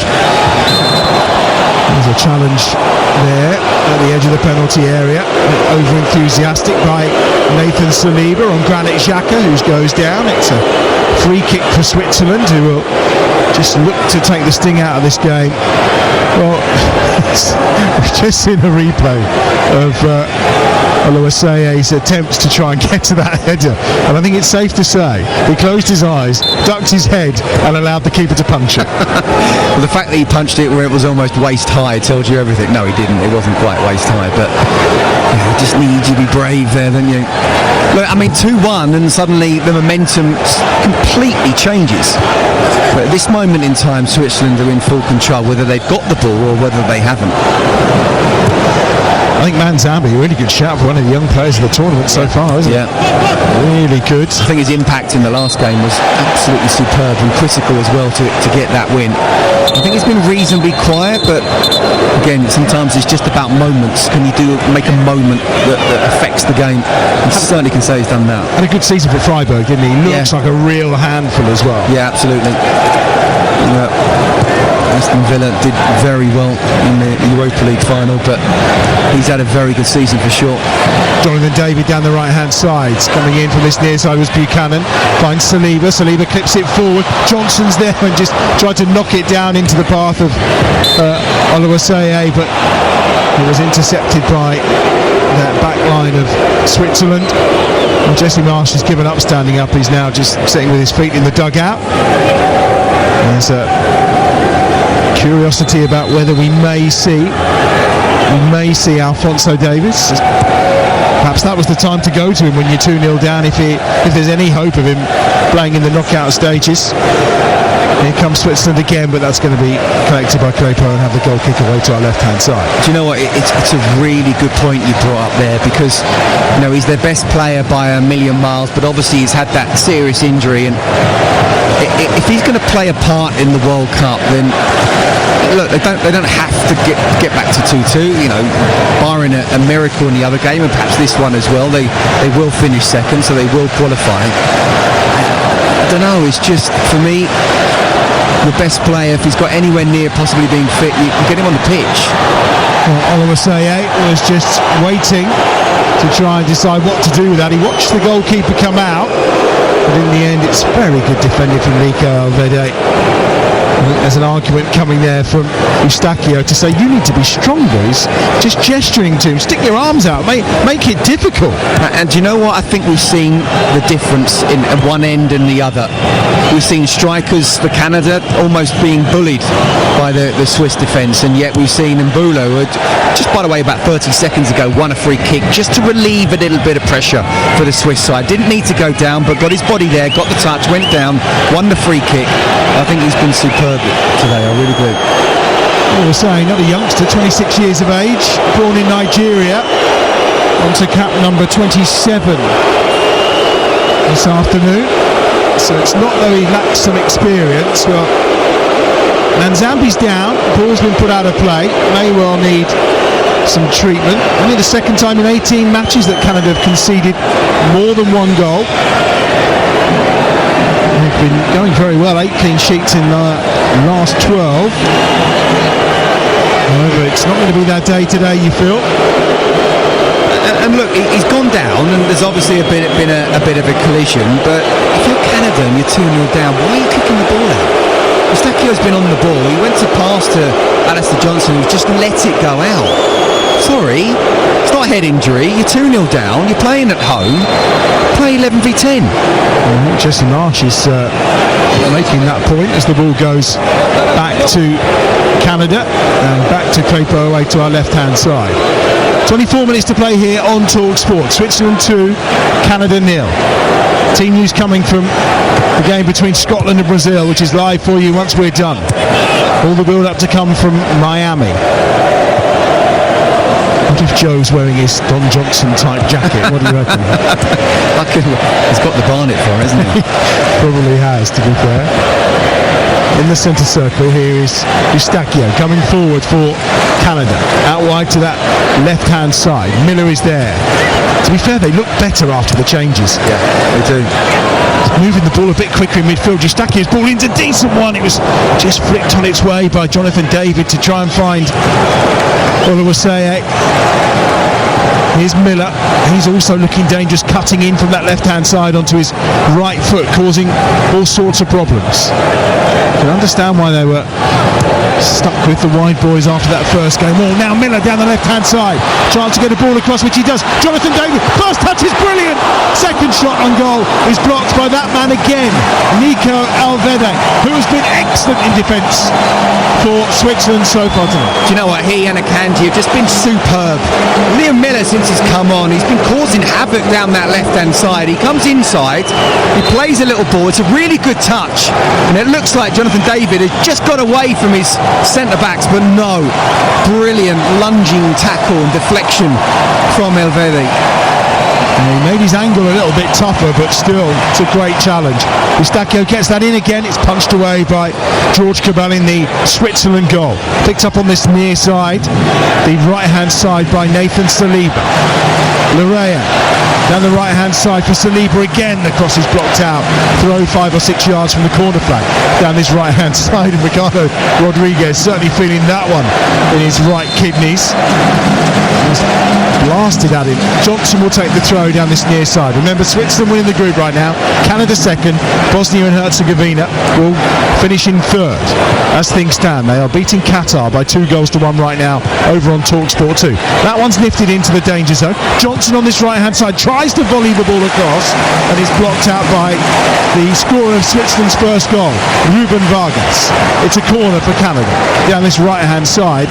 They thought about a short one, but they're going to take it a little more direct. Do you know what? The subs have made a big impact. Not just those actually coming on and when they've been the ball, but everyone else, and also the crowd, which then lifts you. So you can hear the crowd already now. Massive impact. If they get that goal, it is game on. Eustachio with a corner this time. It's just over the top of the rising Oluwaseyi. Now again, Eustachio on this right-hand side, working it maybe for a shooting chance. Inside the box he goes. He just tried to feed that ball into Tajon Buchanan, who'd made the run down that inside right channel. Throw taken quickly. The momentum is good here from Canada. They're playing with real tempo. Swung in by Buchanan again. Out as far as Miller at the edge of the centre circle. Almost 70 minutes played. Someone will have twitchy fingers over the ad breaks across America probably right now, because the hydration break is running a little late. Miller down that left-hand side, trying to go forward. Jonathan David has it at his feet. Infield, the ball comes once more to Lorea. Out to Miller again on that far touchline. They'll be blaming those pesky Canadians again. Do you think the ref wants to try and make a tackle? Probably. Kick the ball out. Well, they're keeping the ball in here. Down this near side, it's De Fougerolles, right-footed ball clipped onto Johnson, takes it on his chest and then bursts into the box. And Ricardo Rodriguez is there and puts the ball out of play, but I think Johnson's going to be penalised for the challenge, and that will allow the hydration break and maybe Rodriguez to get some treatment. Yeah, to be fair, Rodriguez again uses every ounce of his experience. It's a good run from Johnston as the crossfield ball was played to him. He chests it down. Rodriguez gets there first. He makes the clearance, and then Johnston's momentum goes into him. He may not have liked it, but it was a foul. 20 minutes to play here. Vancouver Stadium has been a little quieter, with Switzerland leading by 2-0. It means the Swiss will top the group. They will stay in Vancouver. They will play one of the best third-place sides on the 3rd of July. As it stands, Canada will be heading to Los Angeles to play the team that finished second in Group A. You can find out who that is through the night when Mexico face Czechia, and it's South Korea against South Africa. I think South Korea the likely side to be finishing in second spot. And that game live on TalkSport Sunday night at 8 o'clock from Los Angeles. And as for Bosnia and Herzegovina, well, they'll be playing either the winners of Group E or D in Boston or San Francisco. So they currently sit third in the table as they are beating Qatar by 2-1. And of course, it's the head-to-heads which count, and the fact that they'll have the same amount of points as Canada. And they drew, of course, then it goes down to goal difference, which Canada's is far superior because of that win against Qatar. So Scotland coming up against Brazil, Morocco against Haiti. TalkSport and TalkSport 2 for those. The build-up starts from 10 o'clock in about half an hour from now. How far can this Swiss side go? We talked about the fact they've never gone beyond the round of 16. Obviously, the first knockout round this time is the round of 32. They're going to stay at home, so they're staying in Vancouver, and they'll play a third-place team. It's got to be a great chance for them to win a knockout game, hasn't it? Yeah, they haven't got past the last 16. They won't get past the last 16. That, honestly, I think obviously they can win the first knockout game, but I don't see them. I think they're a good side. I think they're a difficult side. I actually think the side of Euro 2024 is a better side than this one. What I've seen anyway, of that tournament, and what I've seen of them so far in this World Cup, I think they're one of those who can be a very difficult team to play against. They've got some very experienced players, as we've talked about, and not just in central midfield. I think they've got a centre forward who I really like. I think he's got a really good hold-up play. Obviously, we talked about the talent of Manzambi as well, but I just think when they play against the real big boys, I think they might just get found out. Well, the form's been good. You know, they've only lost one of their last 16 matches since the start of 2025. That was a defeat against Germany in March. 9 victories in that run as well. And they were a little bit too open against Germany. It was a 4-3 game, I think, from memory. And I think think Germany really kind of opened them up, and I think at that point Renat Yakin went, actually we can't perhaps play too expansive. Another change coming here for Canada. There's a couple as well for the Swiss. Abashu is coming on, Widmer's coming on, and it's going to be Hakes and Sau, the players that are coming off. That's the two changes for the Swiss, who lead here by 2-0. As we mentioned, we're about to see another change, and we have seen a change with Promise David coming on for Canada as well, and he's replaced Tejon Buchanan. So 16 minutes remaining. If Canada want to top the group, they're going to need to score twice here against this Swiss side, who is looking fairly resolute, it's fair to say. Miller tries to work it down the left-hand side. Rodriguez wins the throw. So, with Buchanan off and Promise David on, they are going to go very direct. I liked Promise David when he came on in that first game. I thought he made a real difference, and he can bully defenders, and we'll see whether Akanji and Elvedi can handle him.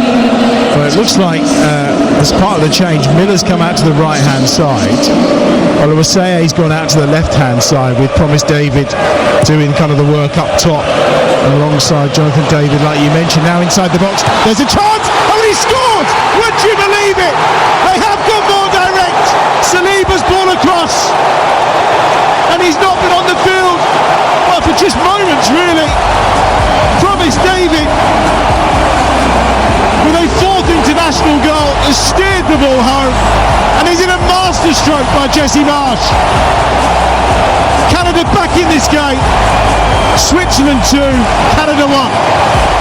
Well, he made a massive difference when he came off the bench in the first game, and what a difference he's making now. What an impact, for sure. I said when he came on and Buchanan coming off, then they will go more direct.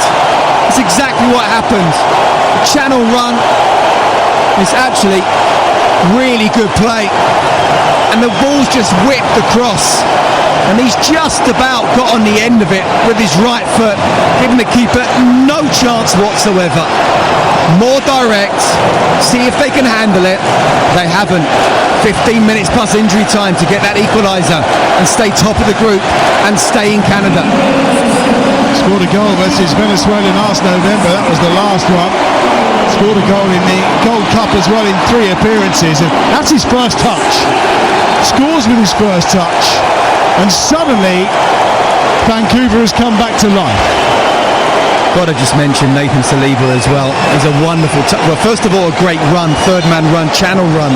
The ball's played over him, he stuck out his legs, a great first touch, and he's whipped it across immediately, giving the keeper and the defenders no chance to set. The question then is, can Promise David get on the end of it? And boy, can he. Well, they have a corner on that left-hand side. Stephen Eustachio is going to deliver this for Canada.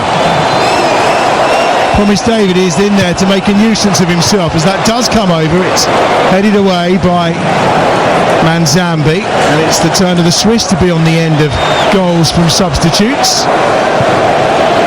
It's launched forward by Maxime Crépeau on this right-hand side. Jonathan David tried to get there, and now coming forward again is Nathan Saliba. Jonathan David is caught from behind. Mikel Abashir has given away that free kick. Right, let's get that team news from Miami. And a big game for Scotland against Brazil. Joe Shannon. Massive night for Scotland, about to get underway. 4 changes to the team beaten by Morocco. There are starts for McKenna, McLean, Gannon-Doak and Shankland. Hanley, Christie, Tierney and Adams are the 4 to drop out. The only change for Brazil, injured Rafinha, replaced by Bournemouth's Rayan. Neymar is on the bench. Thank you, Joe. We'll be live to Miami once we're done in Vancouver. Big news for Scotland then, the 4 changes, Gannon-Doak and Shankland amongst those that start, and I'm pleased to see Kenny McLean in there. I thought he did really well when he came on against Morocco the other night. Here's the free kick then for Canada. Eustachio into the danger zone. Oh, it's headed wide. What a chance.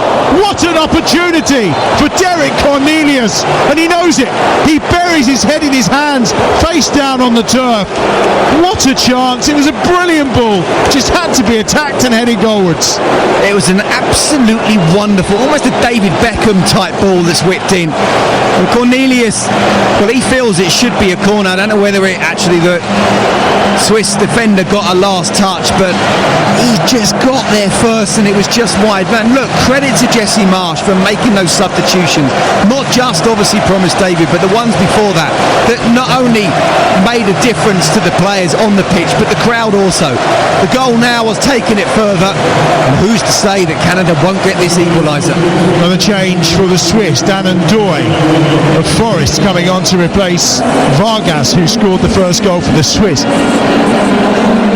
Launched forward this time by Kobel towards Ndoye, straight into touch. Johnson down this right hand side. Coming up on TalkSport, Scotland versus Brazil. TalkSport 2, we got Morocco against Haiti. That's once it's finished between Bosnia and Herzegovina and Qatar. And the Bosnians leading 2-1 right now and finishing third in Group B as things stand. And they will go top of the third place table at this moment in time. Brilliant from Ndoye. He's done really well there. He's got away from Jonathan David and then he's tried to dance his way a little further away from Saliba, but Saliba decided to take him down. And well, we mentioned the fact that there's some grown men with maple leaves all over their face. I think we've just seen the most extreme version of it in its entirety. His whole face is covered in a maple leaf. I'll be looking forward to seeing you in the next game. Yeah, blimey. Just like that. That takes some work. My makeup is not in the form of maple leaf. I think it's safe to say. 10 minutes to go then. Switzerland 2, Canada 1. As things stand, the Swiss top the group. Canada in second. But Canada will get out of the group stage of a World Cup for the very first time. Of course, it is only their third World Cup. Mexico 86, Qatar 2022. Hadn't won a match before they were a host nation this time round, so certainly making progress. Switzerland have it. Middle of the park. Freuler. Abasher down that right hand side, just trying to drive forward and get the better of Richie Laryea. He went towards the corner flag, then loses out, but it's run into touch there by Cornelius. No. That's a corner. Cornelius actually got the last touch. Just don't think the referee's assistant saw that.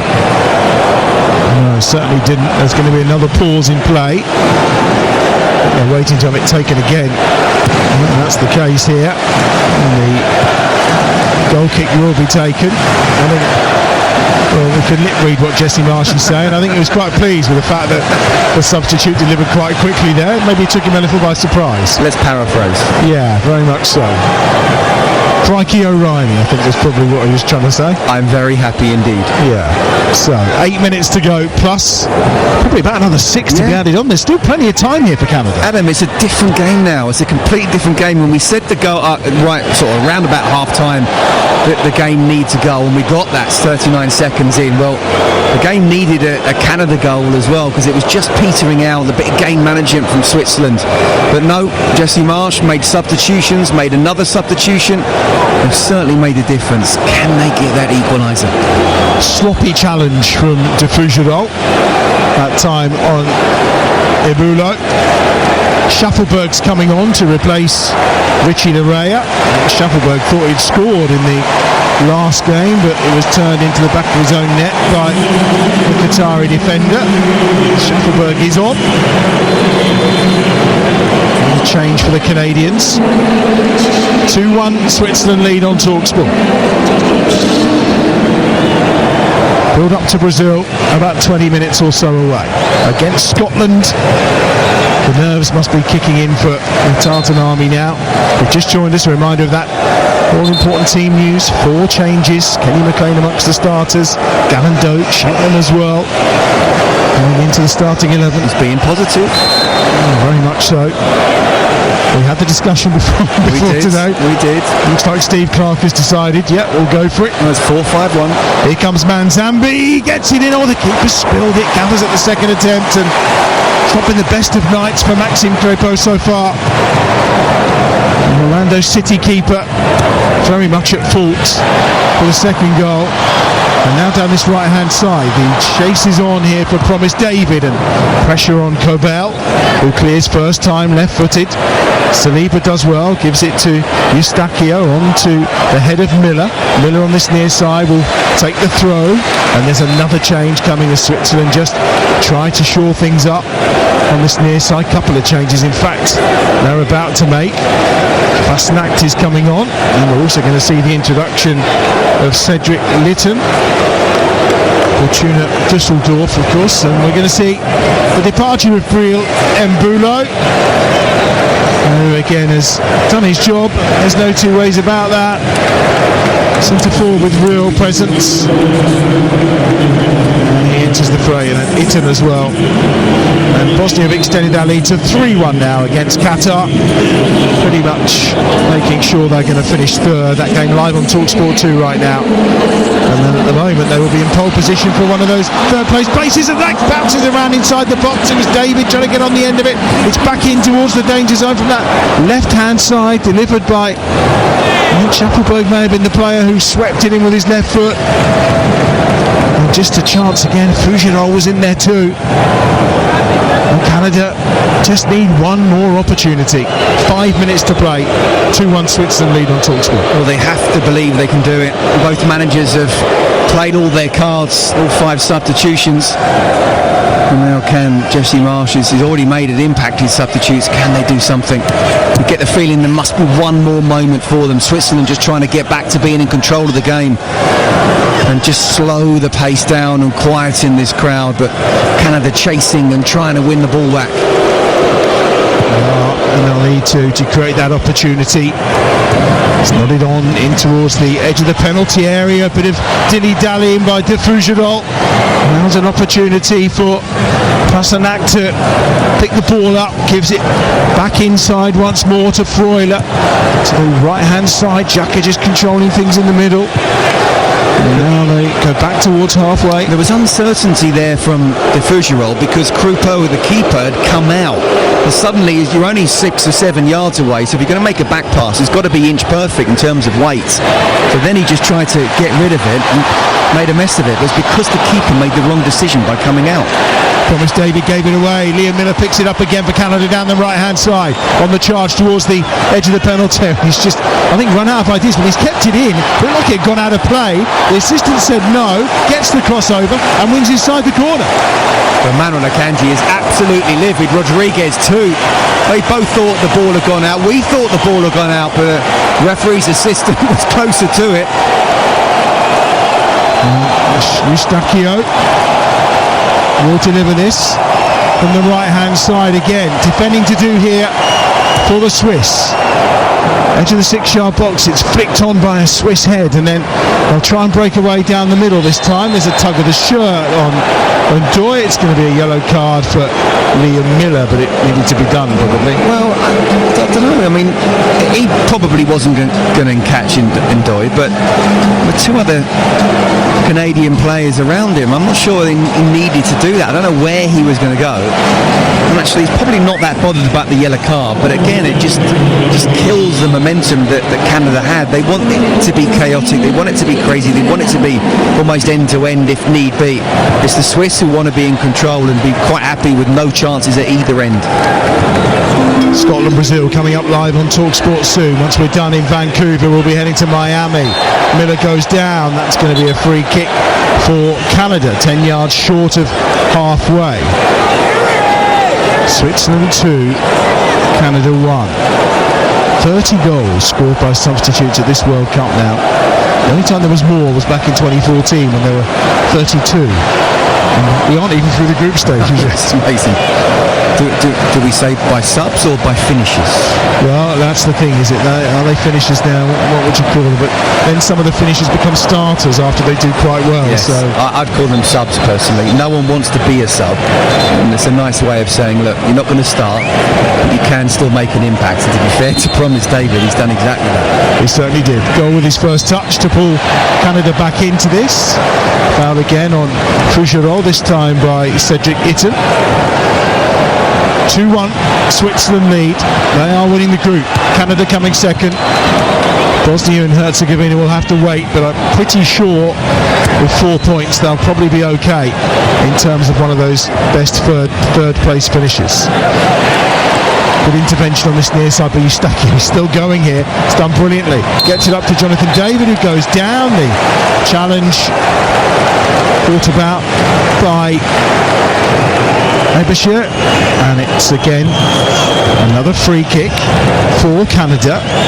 Plenty of time, a minute plus probably at least 6 or 7 probably. Yeah, and it's a tackle that Eberscher didn't need to do.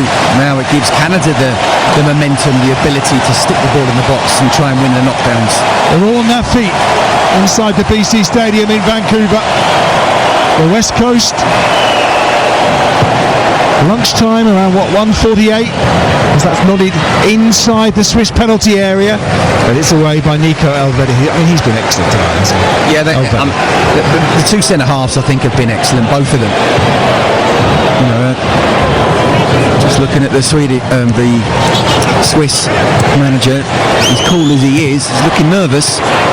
He is very cool, Murat Yakin, but pressure's on here. We want to win this group, of course. A draw and Canada will go back to the top of the table and will stay in Vancouver. That's what they're fighting for here.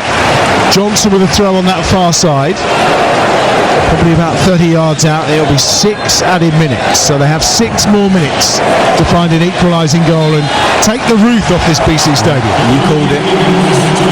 Johnson into the danger zone, headed away again by Elvedi. On that far side, it's Johnson on his right foot this time. Scoops it into the danger zone. Oh, it's bounced down beyond the far post. Cornelius was there again, and it evaded everyone. It was the perfect ball from Ali Johnson, and it was just beyond both Promise David and Cornelius. Oh my goodness, how close was that? I think he got a touch, Cornelius. He did get a touch.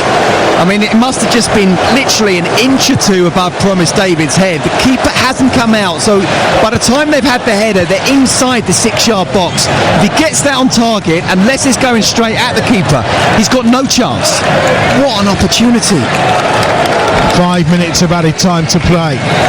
Jesse Marsh clapping his hands furiously. They won't have a chance to do much here because it's a throw to Switzerland this time, and the old wily Ricardo Rodriguez is taking his time about it. Down in towards the corner, the foul maybe by Cedric Itten will be penalised, and it will be a free kick. It's just been told to go a little further back. I thought he also said it was a free kick as opposed to a throw, but hey, you just mentioned the wily old fox that is Ricardo Rodriguez. It was he at the far post with the 2 big guys he had to deal with.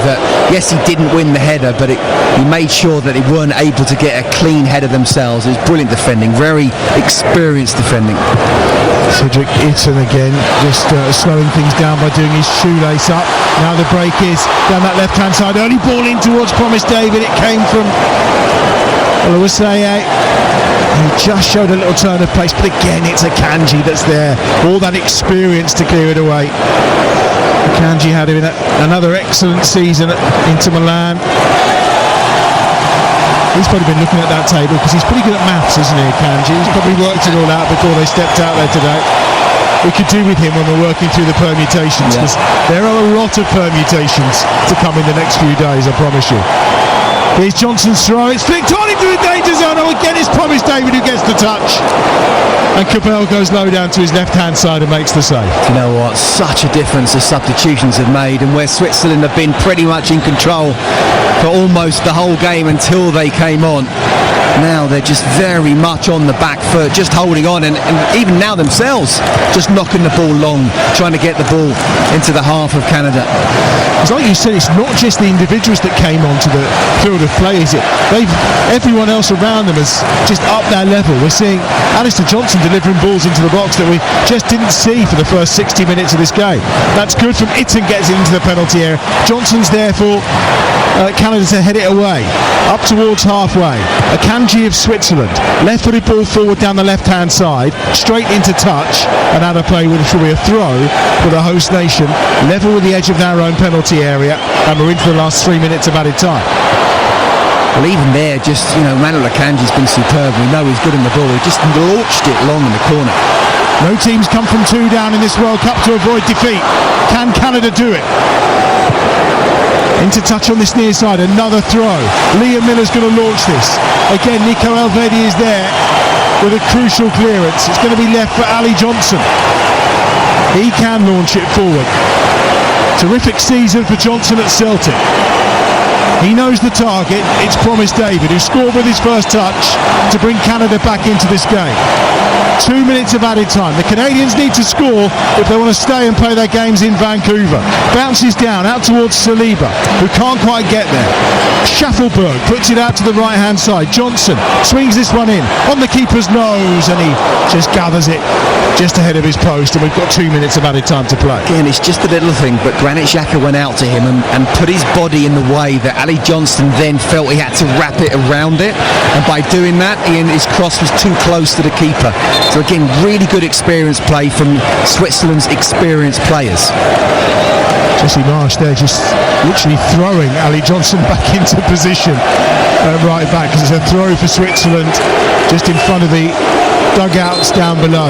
We are into the last 90 seconds and Murat Yakin is giving his instructions as down goes Cedric Itten, but Canada have it. De Fougerolles inside to Saliba. Saliba, right footed ball, loads of space on that left hand side for Miller. Miller now. Vidmar goes out to him, goes down as well by a second defender. It's with Schaffelberg. Schaffelberg gets to the byline, gets the crossover. Johnson with the header! Oh, he's put it straight into the arms of the keeper. Everything opened up for him. His eyes were out on stalks as he headed it goalwards, and Cabell makes the comfortable save.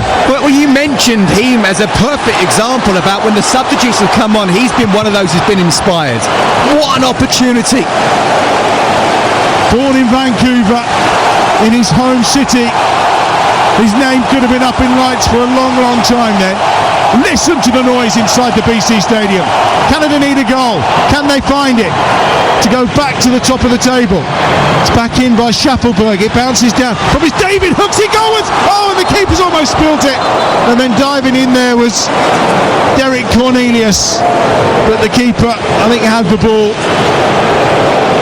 And we've had our 6 minutes of added time, and George Cabell, no surprise, is probably going to stay down for a little while. Yeah, he definitely will. He knows they're seconds away, but he had to go for it, Cornelius, because Coble dropped it. It was a ball that was put back into the box. Promise David, just the havoc that he causes. He's wrapped his foot around it, and Coble's dropped it. Cornelius is absolutely within his rights to try and go for that ball. I'm not having he was hurt at all. And there we have the final whistle, and Canada have been beaten in Vancouver. It means they'll have to leave their home nation. However, they have made it for the first time out of the group stages of a World Cup. They've been beaten by Switzerland, who win Group B and will stay in Vancouver for the round of 32. But it's second place for the host nation. Never before. It's only their third World Cup. They've never made it out of the group stages. They've never won a World Cup game until this World Cup when they beat Qatar. But they're into the round of 32. They'll be in Los Angeles on Sunday evening, while Switzerland will play on the 3rd of July in Vancouver. Bosnia and Herzegovina, comfortable winners over on TalkSport 2 against Qatar by 3-1. They will wait to find their fate, but they move top of the table when it comes to the teams in third place. What a stirring second half that was. Brilliantly started by the Swiss, who raced into a 2-goal lead. Promise David pulled Canada back in, and they had their chances at the end, but it's victory for Switzerland. Switzerland 2, Canada 1.